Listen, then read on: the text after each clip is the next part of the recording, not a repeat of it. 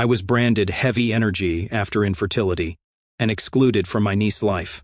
So I set boundaries, went no contact, and reclaimed my peace. Family gatherings always had a rhythm in our house. Food, noise, hugs, drinks, and then somehow, without planning it, everything would orbit around my younger sister, Leia, 29, female. She doesn't force it, she doesn't demand attention, it just happens. She's the kind of person people naturally turn toward. Loud laugh, golden hair, always knows what wine to bring. Growing up, I didn't resent her for it. I was the more reserved one. I liked books and a quiet routine. Leia was sparkles and sunshine. I was the one who remembered to bring napkins and double-checked if the oven was still on.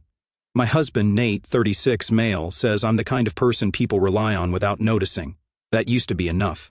2 years ago, after 4 years of trying, I was diagnosed with unexplained infertility.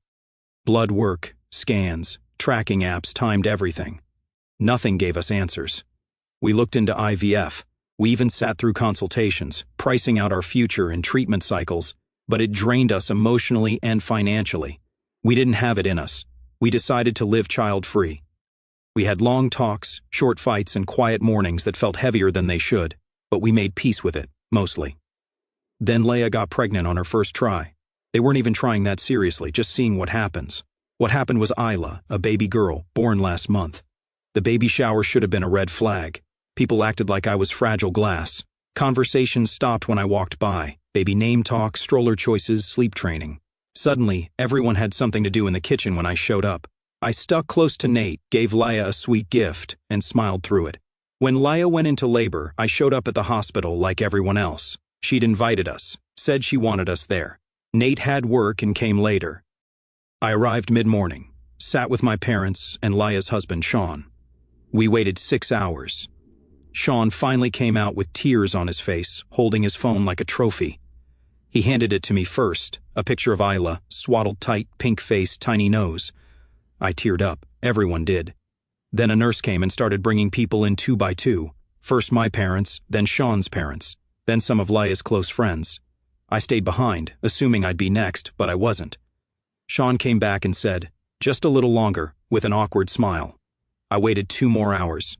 I helped clean up snack wrappers, walked down the hallway for coffee, and charged a phone for one of Leia's friends. Eventually, I assumed it was a miscommunication. No one had told me not to go in, just that it was crowded. I walked down the hallway, opened the door softly, and stepped in. Leia was propped up in bed, hair tied back, holding Isla. She looked up and froze for a split second. Then my mom stood up fast and came toward me, smiling too widely. She took my arm and gently led me back out into the hallway. She was calm and quiet, said she didn't want to make a scene. She just thought it might be better if I didn't hold the baby today. I laughed, confused, thought she was joking. She wasn't. She said, "You've just been through a lot. She's brand new. Let her start in peace." I asked if something had happened. She said no, nothing specific. Just that sometimes emotions carry energy transfers. I blinked. She added, "We don't want your sadness transferring to the baby." I stood there, completely still. I asked her, "You think I'm going to harm Isla with my feelings?" She didn't say yes. She just didn't say no either. She said I'd been strong, and this was a joyful moment, and everyone just wanted the energy to stay joyful. I looked through the small glass window in the door. My dad was holding Isla. Leia was smiling at someone. A nurse was laughing at something Sean said, and I just stood there, holding a hospital visitor badge in one hand and a small wrapped gift in the other. A soft elephant toy I picked up weeks ago because Leia had said the nursery was safari-themed. Nobody asked me to leave. Nobody made me go, but I turned and walked back down the hallway anyway, past the coffee machines, past the family lounge, through the double doors, and out into the parking lot. The sun had already set. I sat in the car for a while, watched people come and go, watched other families walk out beaming, holding balloons and diaper bags. I texted Nate to let him know I was heading home. I didn't explain why. I didn't know how to, really. Later that night, I got a photo in the family group chat. Isla in Leia's arms, Sean beside them, my parents on either side, big smiles, a perfect glossy moment. I wasn't in it. I wasn't even mentioned. The morning after the hospital, my phone buzzed with a message from my dad. It was short. He said things were tense yesterday and that everyone was just trying to navigate emotions. That was it. No mention of what actually happened, no checking if I got home okay, no sorry. Leia didn't reach out at all. I showed Nate the message. He stared at it for a while, then said he was going to call them. I stopped him. I didn't want a confrontation, not yet. Instead, I typed out a message in the family group chat, just a few lines. I said I was happy for them, that Isla was beautiful, and that I needed a bit of space for now. A few minutes later, Leah responded, understood, with a heart emoji, like I was a coworker who asked to be removed from a group lunch thread. 4 days passed, no texts, no calls. Then my mom finally messaged about a casual family lunch that Sunday at their house. She said it would be nice to catch up. When I didn't respond right away, she sent a follow-up saying I didn't have to hold the baby if I didn't want to, but I was still welcome. Nate asked if I wanted to skip it. I said I'd go. That morning, I wrapped the baby blanket I'd been working on for months. Pale yellow, soft yarn, tiny elephants stitched into the corners. It was supposed to be a welcome gift. I brought it with me in a plain paper bag with tissue. When we walked in, the house smelled like garlic bread and something roasting. My dad was at the grill. My mom was tossing salad. Leah and Sean were already there, Isla in a bouncer seat near the window. I handed the blanket to Leah. She pulled back the tissue, looked at it for a second, then passed it to Sean without saying anything. He smiled, folded it, and placed it on the side table. The entire lunch revolved around Isla. Nap schedules, feeding tricks, burping methods, even her diaper brand. Everyone had advice, everyone had jokes. I sat beside Nate, listened quietly, and ate my food. At one point, Isla started fussing. I offered to help, gently reached out, and asked if they wanted me to try burping her. My dad touched my arm and said, "Let the new parents manage. It's part of the bonding." So I leaned back. Nate placed his hand on my knee under the table. Leah didn't look at me once, not directly, not even while passing dishes. Every time I walked into a room, whether to grab a drink or help clear plates, the conversation dipped for a few seconds. People picked their words carefully around me, like they were scared to say the wrong thing. After lunch, I helped clean up. I took plates into the kitchen, rinsed them, loaded the dishwasher, and wiped the counters. My mom came in while I was drying my hands and said in a low voice, "Thanks for keeping it light today. It really helps when you don't make things about yourself." We drove home in silence for a few minutes. Then I told Nate, "I don't think I exist in this family anymore, not unless I pretend nothing ever happened." He didn't say anything right away, just reached for my hand. That night, I took the leftover yarn from the baby blanket and packed it away in a drawer. About 3 weeks after that awkward family lunch, I got a thick, cream-colored envelope in the mail. Inside was a printed invitation for Isla's naming ceremony. Light blue text, pressed floral border, RSVP card tucked neatly inside. The invite didn't say much, just the date, time, and that it would be held in my parents' backyard. No note, no message from Leah. I called my cousin Elise to check if she was going, and she said Leah had texted her directly last week. Apparently, everyone else had gotten texts or calls. Nate asked if I wanted to skip it. I said I'd go. I stopped by a specialty shop that week and picked out a silver rattle engraved with Isla's initials. It was something classic and meaningful. I wrapped it in a soft blue pouch and tied it with ribbon. The ceremony was outdoors, white folding chairs set in rows under a pergola. There were wildflowers everywhere and soft instrumental music playing from a speaker. A table was set up with refreshments, cucumber water, tea, cookies, tiny finger sandwiches. Everyone was in light pastel colors, the kind you see in baby-themed Instagram posts. Leah was in a soft peach dress holding Isla, who wore a tiny flower crown. Leah's best friend, Maggie, stood at the front with a microphone. She welcomed everyone and gave a long, heartfelt speech about how important community is, how babies are shaped by the love around them. Then she started thanking all the aunties who'd shown up to support Isla from day one. She named 3 of Leah's friends, Emma, Kelsey, and Tasha. Each of them stood up to applause as Maggie handed them small boxes with gold chain bracelets inside. I stayed seated. When the ceremony ended, people mingled. I handed the rattle to Leah. When things quieted down, she took it, looked at it for a second, said it was really nice, then placed it into her diaper bag. Later, I caught her by the drinks table and asked about the charms. She said it wasn't meant to exclude me, just that she didn't want things to feel weird. She said she didn't want me to feel like I had to pretend to be into baby stuff. I told her I was into it. I'd been excited for Isla for months. I wanted to be there, genuinely. She paused, then said, "You're not really her aunt, though. Not in the way my friends are. They've been here for everything." Then she walked off to take photos. That night, around 9 p.m., my phone buzzed. It was a photo from my dad, Isla in the little white dress she wore to the ceremony, holding the rattle I'd given her. No caption, no mention that it was from me. The next day, I got a voice message from my mom. She said the ceremony had been beautiful and that Leah had really settled into a rhythm now. Then she added, Try not to take things personally. I replied, asking if I was doing something wrong. I asked, do you think I make people uncomfortable now? She paused, then said, you bring a different kind of energy now. It's not bad. It's just not light. That was it. Nothing else. I didn't respond. I just saved the voice message and muted the group chat. After the naming ceremony, I stopped reaching out to Laya. If she messaged, I replied. If she tagged me in a photo or sent a clip of Isla gurgling in a blanket, I gave a thumbs up or a short reply. But I didn't try to start anything. A week later, my parents invited Nate and me over for a quick drop-in. My mom texted, she's changing every day. You'll miss everything if you don't pop in. We went that Sunday afternoon. I brought a small wicker basket filled with baby clothes I bought months ago, still with tags, little outfits in soft cotton, bunny prints, one with tiny suns. I placed it on the coffee table near the playmat Isla was lying on. No one touched it. My mom asked if I could help in the kitchen. I ended up rinsing bottles and sorting bottle parts from the drying rack. While I was wiping counters, I heard voices from the hallway. My mom was telling Leia she means well, even if she struggles. Then Leia said, I know, but she's always had this need to insert herself into things. I stayed quiet, finished up the dishes, told Nate I wasn't feeling great, and we left 20 minutes later. 3 days after that, my cousin Elise called to ask what I was wearing to photo day. I had no idea what she was talking about. It turns out my parents were organizing a family photo shoot in the backyard, coordinated outfits, professional photographer, everyone getting pictures with Isla. Elise thought I had the info. I hadn't heard anything. I asked my mom later, just calmly. She said, you're not being punished. This is just about comfort. Leia's and maybe Isla's too, in time. We don't want early memories tied to heaviness.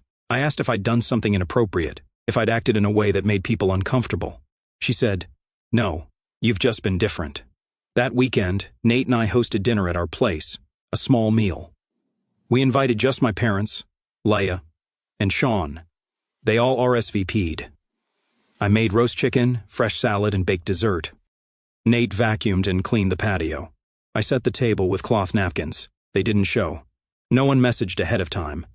At 9 p.m., my dad sent a text saying Leia had a minor scare with Isla's nap. Apparently, Isla slept a little longer than usual, and they all decided to stay home to support her. No emergency, no explanation, just silence and a canceled dinner. That night, Nate asked me, do you still want to be part of this? Because right now, they're asking you to disappear in a polite voice. I stopped going to every invite. No dramatic exits, no texts saying why, just polite declines. A birthday here, a coffee there, but I let the space grow on its own. 2 weeks later, a group text came in from Leia. She asked if Nate and I could dog-sit their beagle, Max, for the weekend.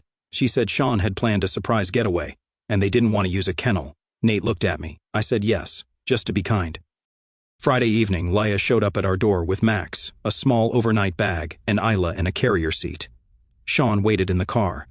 Leia barely looked up as she handed over the leash and gave a quick list of feeding times. Then she said, thanks for helping. It's hard juggling everything with a newborn. Before she turned to leave, I asked, do you even want me in Isla's life? She paused for a second, blinked once, and said, in doses. You have a complicated presence. Then she walked back to the car. The next day, a friend of mine messaged me with a story link from Instagram. She said, didn't know your folks had reopened the lake house. I clicked through. Bonfire, photos, canoes, everyone in swimsuits and floaties. My parents were smiling while holding Isla, wearing matching shirts with Leia and her friends that said Isla's Village. They were all at the lake house I hadn't been invited to in over 4 years. The same place where we used to have July cookouts and family scavenger hunts. I waited until Monday and asked my mom why I hadn't been invited. She hesitated, then said Leia thought it might shift the energy. She said everyone was trying to keep the weekend light. I told her I'd been respectful at every event. I never caused drama. I brought gifts, helped clean, stayed quiet. She said it wasn't about what I did, it was how people felt around me. Later that evening, my dad followed up with a long message about emotional balance. He said people carry weight differently, and protecting joy wasn't about fairness, it was about emotional safety. Nate told me we should cancel the dog sitting. He said they didn't deserve our help. He asked what I was getting out of it. I said I'd keep the commitment just this once. I returned Max Sunday night. No drama, no complaints. At the next family dinner, everything was the same. Isla in a new outfit, matching tableware, background music playing. Halfway through the meal, my mom laughed and said, Harp's always been intense about emotional stuff, especially since the fertility thing. I smiled, picked up my purse, and left early. That night, I bought a notebook and wrote down everything that was said, word for word, date, time, who was there. I wasn't doing it to remember. I was doing it so I could stop asking myself if it really happened. The envelope looked fancy, shiny paper, wax seal, RSVP card tucked inside a vellum sleeve. It was Isla's 6-month party invite. There was a theme printed at the top in cursive, halfway to one, a garden of light. A dress code was listed below. Floral tones, soft pastels, no dark colors, please. There was no personal message, just the date, time, and a line about catered hors d'oeuvres. Nate opened it with me and read through. He said it felt like we were being invited to watch Isla from behind glass. I said we'd go anyway, just to go. I spent that week putting together something I thought Leia would appreciate. I'd been saving photos from the family group chat and social media posts. I printed them out, trimmed the edges, and arranged them in a handmade scrapbook. Birth, first bath, sleepy yawns, baby's first laugh. I labeled every page carefully, added a few notes and dates I'd remembered from conversations. It was delicate work. The party was at a rented garden venue. There were hanging lanterns, signs that said Isla's bloom, and little name cards at each table. A drink station had mocktails, and professional photographers walked around in all black. Leia's friends were wearing light pinks, lilacs, and pale greens. Everyone looked like they'd walked out of the same Pinterest board. I wore beige slacks and a white top. Nate wore a button-down. No one greeted us at the door. We made our way in and found an empty spot near the edge of the setup. I saw Leia across the lawn, posing with Isla while someone adjusted a floral headband on the baby. When I handed her the scrapbook, she gave a tight smile and flipped through the first few pages. Then she said, "Wow, that's intense, but thank you." She handed it to Sean, who placed it on a gift table with a few unopened boxes. We weren't offered seating at first. Eventually, a staff member brought over 2 folding chairs. The food was passed around by caterers. One drink was offered to me. People chatted in small groups. Leia's friends were in a circle with Isla, passing her back and forth like a game of trust. At one point, a woman in a pink halter dress turned to me and asked if I was the older cousin. I said I was Isla's aunt. She looked surprised and said, "Oh, I thought you were like extended family or something." I nodded and stepped away. Toward the end, I walked over to Isla's play area. She was lying on a soft blanket, looking up at the trees. I crouched down and said her name softly. Leia was nearby and walked over immediately. She adjusted Isla's hat, pulled the edge of the blanket up between me and the baby, and stood there watching. Nothing said out loud, just a quiet block. Later, Sean's sister came up to me while I was grabbing a drink. She spoke gently, almost apologetically, and said Leia had been really into energy stuff lately, that she believed babies soaked up emotional vibes and atmospheres, so she was trying to curate everything around Isla with care. I asked her what that meant. She shrugged and said, "She's just really focused on keeping the environment light, like zero emotional weight." As we were leaving, my dad met us at the parking lot. He placed a hand on my shoulder and said I'd always been more sensitive than the rest of them. He said maybe I could give Leia space to build the kind of world she wants for her daughter. Nate and I didn't speak on the drive home. Back at our place, I placed the scrapbook on the coffee table and sat beside it. It hadn't been touched since Leia glanced at the first page. Nate looked over and said, "They're not protecting Isla from you. They're protecting their version of joy from being reminded that life is sometimes hard." The scrapbook stayed on the table all night, still sealed with the ribbon I had tied around it that morning. 3 weeks after Isla's 6-month party, a group message from my mom popped up on my phone. It was an invite to something she called Family Vision Day. Apparently, it was a tradition they were bringing back, an all-day planning session for holidays, shared expenses, birthdays, and family goals. This year's theme was listed right in the message: intentional boundaries and protecting joy. I almost didn't go, but Nate said if I wanted a clean line, sometimes you have to show up one last time. So we did. The event was at my parents' house. The dining table had been extended with folding sections, set with name cards. Nate and I were assigned seats at the far end, mine next to the hallway door. A printed schedule sat at every seat.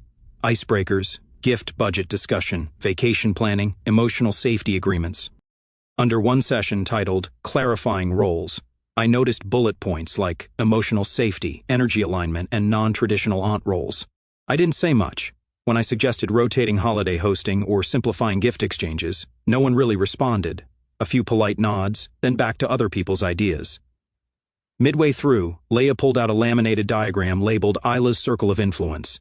It had rings like a solar system: core family, godparents, trusted caregivers. My name wasn't listed, not even in the outermost ring. I asked if it was a mistake.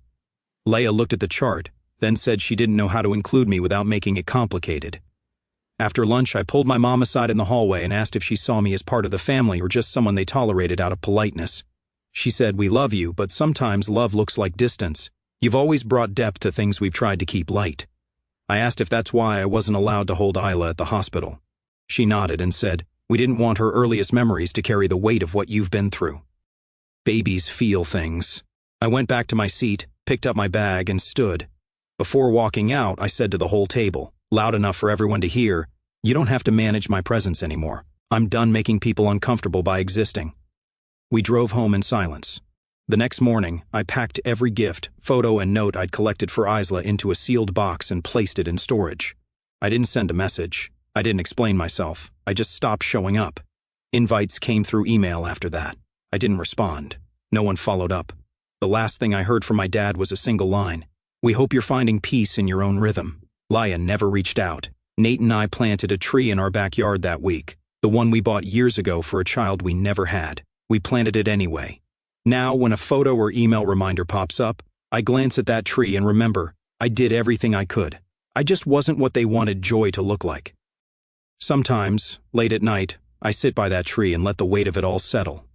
There's a quiet ache, not sharp like it used to be, but steady, like a pulse I've learned to live with.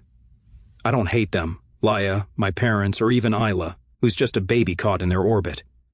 I wanted to love her, to be the aunt who'd sneak her extra cookies or read her stories under a blanket fort.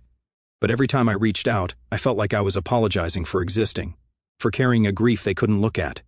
It's not anger that keeps me away now. It's the realization that I was asking for a place in a family that didn't know how to make room for me. I feel lighter some days, like I'm finding my own rhythm, one where I don't have to shrink to fit their version of joy. But there's still a part of me that mourns. Not just the child I never had, but the sister I thought I knew, the parents I trusted to see me, and the family I believed I belonged to. That tree outside, it's growing stronger every day. I think I am too,